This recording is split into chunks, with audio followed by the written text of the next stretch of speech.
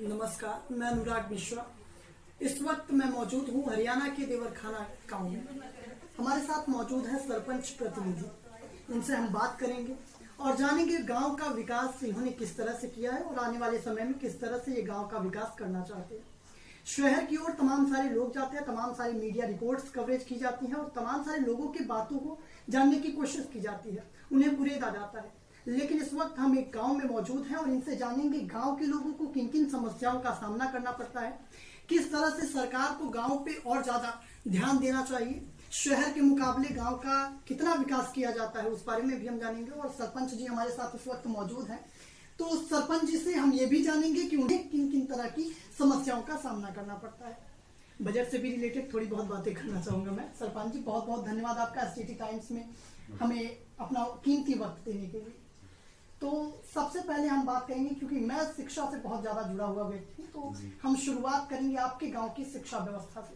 पहले के मुकाबले कितना कुछ चेंजेस आपने देखा और आपने क्या कुछ चेंज किया, क्या कुछ बदलाव किया शिक्षा व्यवस्था में? मेरा नाम विजय है और मैं गांव देवरखाना से सरपंच के लिए व्यवस्था इतनी होती नहीं थी, क्योंकि हमारा गांव थोड़ा है तो दिल्ली में टच है दिल्ली से, लेकिन वहाँ तक जाना भी दुर्लभ हो जाता है, क्योंकि 3-4 किलोमीटर का पैदल सफर जहाँ पे ना तो कोई साधन होता ना कोई। हमारे गांव में पहले जैसे 5वीं क्लास तक का स्कूल था। मैं खुद बाहर से गाँव में दूसरे गाँव में पढ़ के आगे बढ़े हैं। तो अब क्या स्कूल हाई स्कूल हमारे गाँव में है और प्राइवेट स्कूल्स जो बाहर के आके उनकी बसें जाती हैं, उसमें बच्चे जाते हैं। तो शिक्षा के प्रति काफ़ी रुझान है बच्चों का। हमारे बच्चे भी अब आगे बढ़ने लगे हैं। पहले तो 10वीं 12वीं को अचीवमेंट मान लिया जाता था और जो ग्रेजुएट हो जाता था उसको तो कभी बहुत पढ़ा लिखा। लेकिन आजकल हमारे गाँव में BTech M.Tech के बच्चे हैं, खूब पढ़ रहे हैं। हमने क्या किया, हमने अपनी तरफ से ये किया, हम बच्चों को मोटिवेट करते हैं, क्योंकि सरकार की तरफ से बजट तो 2 तरह के आते हैं। स्कूल की शिक्षा की तरफ से अलग बजट आता है। तो स्कूल में जो बजट आता है, जैसे वो SMC होती है, स्कूल मैनेजमेंट कमेटी होती है, उसके थ्रू उनका बजट आता है। हम गाँव की तरफ से हमारा पंचायती राज आता है। तो जो भी चीज़ें आती है, जो भी शिक्षा में, जैसे उसकी बिल्डिंग है या उसमें जो भी व्यवस्थाएं हैं, उसके पानी की व्यवस्था है, उसमें खेल की व्यवस्था है, उसमें क्लासरूम्स में, वो चीज़ें हम प्रिंसिपल साहब से बात करते थे, कोई भी दिक्कत परेशानी है तो छोटी मोटी जो समस्या हम अपने सुलझा देते थे। जैसे पानी की समस्या थी, RO का प्लांट लगा हुआ था लेकिन वो वर्किंग नहीं था, वो हमने वर्किंग करवाया है। इंटरनेट वगैरह की समस्या मैं पहले बता चुका, उसमें भी दिक्कत थी, उसके लिए भी हम प्रयास कर रहे हैं। स्पोर्ट्स के लिए ग्राउंड की समस्या थी, उसके लिए हम कर रहे हैं। तो सबसे पहली बात यही होती है कि बच्चे को मोटिवेट किया जाए शिक्षा के प्रति। तो जैसे गवर्नमेंट तरफ से टैब दी जा रही है 9th और 10th वाले बच्चों को, तो टैब तो मिल गई, लेकिन उसका सही यूज कैसे किया जाए। अब मेरी बेटी पढ़ती है तो उसको यूज करना, उनको जैसे टीचर्स कुछ बताते हैं, कुछ हम भी घर पे बताते हैं, क्योंकि मैं पढ़ा लिखा हूँ, हमने भी नेट वगैरह की कंप्यूटर वगैरह नॉलेज मैं भी अपने बच्चों को बताता रहती, इसमें ये ऐप गैलरी जो भी इस्तेमाल किया जाए।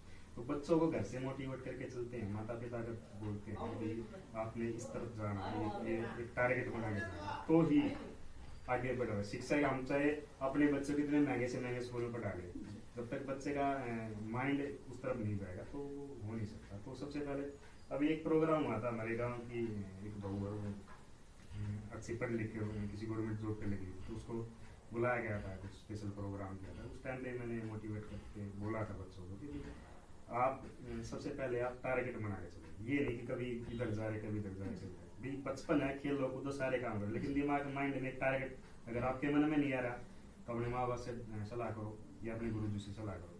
माइंड का एक टारगेट बना लो, मेरे को पुलिस में जाना तो आप उसी की तरफ जाओ, मेरे को IAS बनना, IPS बनना, जो भी कुछ एक टारगेट बना के चलो। क्योंकि विचलित होने से काम नहीं चलेगा। आप कभी इधर भागो कभी उधर भागो, ये एक उम्र होती है जो टीनेजर्स जो बोलते हैं, उम्र होती है, इसमें बहुत बच्चे को सीखते हैं, उसमें बदलाव भी करते हैं। तो यहाँ अगर जो फैसला एक बार ले लिया गया तो उसके बाद फिर वो पक्का होगा। तो हम कोशिश करते हैं बच्चों को मोटिवेट किया जाए और उनको बताया जाए कि जिंदगी की एक कम से कम एक लक्ष्य चुनो। ये नहीं कि हमने या माँ बाप ने थोप दिया वही, लेकिन आपका अपना कुछ टारगेट होना चाहिए, वो चुनो। गांव के सरपंच बनने का आपने कैसे सोचा? और दूसरा मेरा सवाल इसी से जुड़ा हुआ कि जब आपने सोचा और नए नए आप सरपंच बने, आपकी पत्नी बनी और आपने उनका सहयोग किया, बहुत ही बढ़िया बात है, तो किन किन समस्याओं का उस दौरान आपको सामना करना पड़ा और किस तरह से आपने उन समस्याओं को टाल के गांव के विकास की ओर बढ़े? देखिए सरपंच बनने का ये था कि गांव के लिए, जैसे मैं मीडिया में भी काम किया है, मैंने एंटरटेनमेंट इंडस्ट्री में भी काम किया है, मैं स्पोर्ट्स वगैरह में रहा हूँ, तो एक ये होता था कि भी एक टीम वर्क लेके चलते थे हर जगह, कहीं भी जाके टीम वर्क लेके चलते थे। जैसे रामलीला में काम करता था, उसका मैं अध्यक्ष रहा हूँ कई साल तक, तो वहाँ एक टीम होती थी, टीम को बोल के हम एक अच्छा मैनेजमेंट करके, मैंने MBA का स्टूडेंट रहा हूँ, तो मैंने मैनेजमेंट पढ़ा, तो मैनेजमेंट में क्या होता है, कोई भी चीज़ हो, चाहे आप छोटा काम करो या बड़ा काम, छोटी शादी करो या कोई भी काम करो, मैनेजमेंट होना जरूरी था। उसमें प्लानिंग क्या होती है, उसमें प्रबंधन क्या था, हर चीज़ का एक मतलब मिला के चलना, तभी कोई भी काम सक्सेस होगा। अगर 10 आदमी का हम टीम बनाएंगे तो सबकी ड्यूटी लगाएगा कि आपने ये काम करना, आपने ये काम, ये सबको बराबर का समय मिलना चाहिए। तो उसके लिए क्या था कि लीडिंग पावर वो दिमाग में वो होती थी, या तो लीड कर सकता है, वो लीडिंग पावर की जरूरत होती है नीचे काम करने वाले। तो कहीं ना कहीं मैं सोचता था कि गांव में भी अगर कोई विकास किया जाए गांव का भी, तो एक ऐसी तरह से होना चाहिए कि भाई आप बड़ा परिवार है कि हम अपनी तरफ से कैंडिडेट चुन सकते हैं, भाई दूसरों को वोट देते हैं, हमेशा बनाते हैं, तो आपकी बात को ना अपनी तरफ से, तो पूरे परिवार की उंगली मेरी तरफ दी आई थी कि हाँ आप ही कर सकते हो, तो ठीक है, फिर उस तरफ हम चले गए।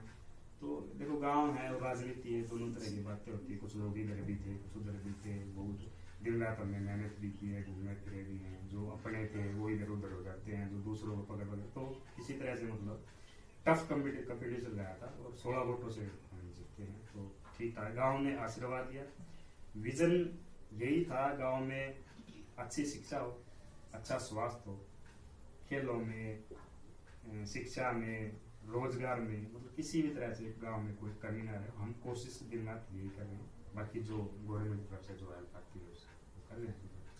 आखिरी जनगणना के अनुसार 1227 लोगों का प्रतिनिधित्व कर रहे हो इस वक्त, लेकिन उनके लिए अगर हम सीधे वो जब इंटरव्यू देखेंगे तो हम सीधे आपसे जानना चाहेंगे सरपंच जी कि उन सभी के लिए सर आपने किस तरह से गांव में विकास किया और कौन कौन से वो खास जो मुद्दे रहे उन पर आपने काम किया।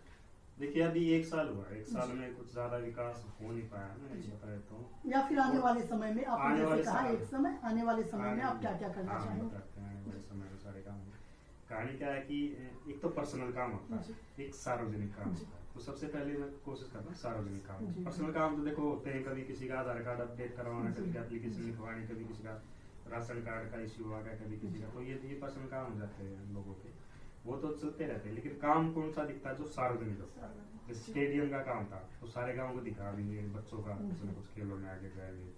जैसे स्ट्रीट लाइट का है, स्ट्रीट लाइट लगती तो पूरे गाँव को, तो जैसे मैंने एक वार्ड में अभी लगवाई है और पूरे गाँव में कोशिश करने लगेगी, तो वो पूरे गाँव को दिखेगा।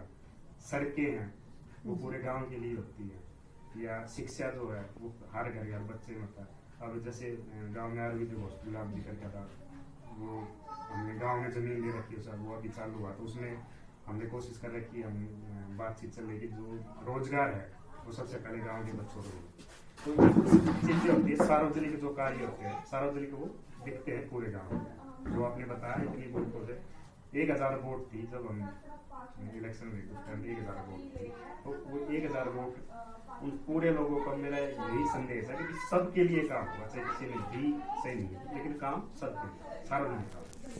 आखिरी सवाल, आने वाले लोकसभा चुनाव और हरियाणा में होने जा रहे विधानसभा चुनाव, इसको आप कैसे देखते हैं। देखिए लोकसभा चुनाव हरियाणा में क्या होता है, पहले लोकसभा चुनाव उसके बाद विधानसभा चुनाव, तो यहाँ तो लोकसभा चुनाव का असर विधानसभा के ऊपर काफी पड़ता है। सेंटर में NDA सरकार चल रही है, मोदी सरकार चल रही है, तो उन्होंने जो कुछ काम करवाए हैं वो उस पार्टी में या उन लोगों में एक पैशन है, वो इलेक्शन लड़ना जानते हैं, वो लोगों को लुभावना जानते हैं, चाहे वो सच हो या झूठ हो, वो लोगों को लुभा के वो अपनी तरफ कर लेते हैं। उनको पता होता है वो नवस होते हैं। दूसरी पार्टियां हैं उनमें क्या होता है, वापस में फूट हो जाती है, वो इधर उधर घूमते हैं, लेकिन ये एक संगठन होता है, और यही संगठन जैसे हमने भी इलेक्शन आते संगठन से ही हमारी जीत हुई, तो ऊपर भी संगठन है।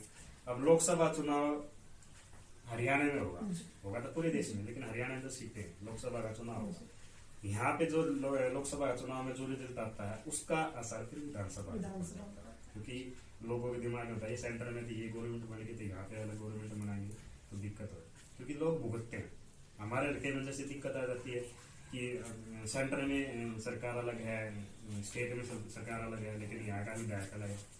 तो हम जो काम करते हैं, हमने एज ए सरपंच मानने में ग्रांट में विधायक के पास जाता हूँ तो विधायक जी बोलते कि हमारे पास आगे से पैसा इतना आएगा, तो वो भी समस्या लोगों की। तो लोग यही चाहते हैं कि एक रहे, हमने तो विकास कराना है। अब मैं चाहे वो प्रधानमंत्री जो सीएम जो, हमने तो अपने गांव का, अपने मोहल्ले का, अपने समाज का विकास करवाना है। तो उसके लिए भी है कि भी एक संगठन बना रहे और स्मूथली काम चलता है। राजनीति हमने कर ली, इलेक्शन जीत गए, अब क्या करना, विकास करना, तो उसी के लिए बढ़िया। तो यही है कि लोकसभा और विधानसभा चुनाव हम ये सोचते हैं ऐसा रिजल्ट आए ताकि आखिरी जो पंक्ति में खड़ा आदमी है ना, जो लास्ट में खड़ा, जो कभी गरीब से गरीब है, उसको भी कुछ न कुछ लाभ मिले, उसमें हमारा भी कुछ हिस्सा है। आपसे बात करके बहुत अच्छा लगा और आप तो मुझे ऐसा लगता है कि वेल एजुकेटेड पर्सन हो, और सीधी सी बात है, वेल एजुकेटेड पर्सन के हाथ में अगर इस तरह से गांव का विकास का कार्य जाएगा तो वो बेहतर ढंग से करेंगे। आज के लिए बस इतना ही। हम मिलते हैं अगले नए गांव में नए सरपंच से और बात करते हैं और जानकारी आप लोगों को देते हैं। बहुत बहुत धन्यवाद। नमस्कार। जय हिंद, जय भारत।